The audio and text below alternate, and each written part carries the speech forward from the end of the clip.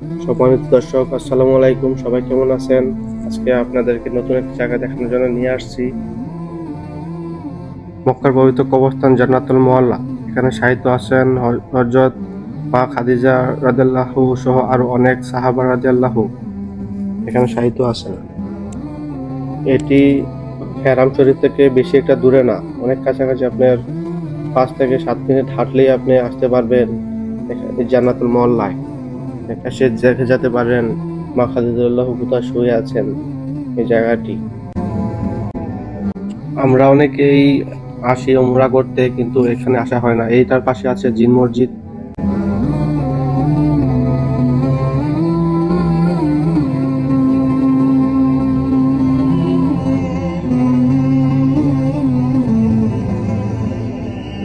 এই হইতাছে কবরস্থান।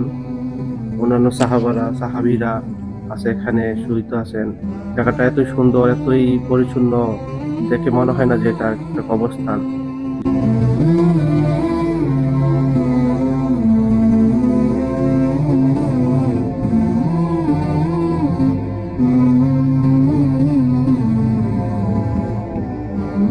এটা গেট থেকে সামান্য একটু দূরে আছে, বোঝা যায় না যে কোন জায়গাটা কবরস্থান। এই যে আমি হেঁটে হেঁটে আসছি, এগিয়ে আসছি, এটা একবার লাস্ট সীমানায় কবরস্থানে ওনারা জিয়ারত করতেছে।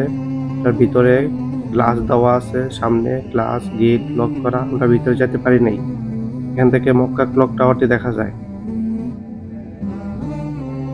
এই হচ্ছে মা খাদিজাতুর কবর। এটাই আপনারা দেখতে পাইতেছেন। আমি ক্লাস থেকে প্রায় গোলা অনেকটা, তাই ক্লিয়ার ভিডিও করতে পারি নাই।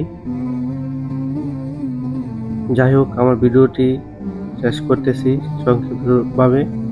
আশা করি আপনাদের ভালো লাগবে।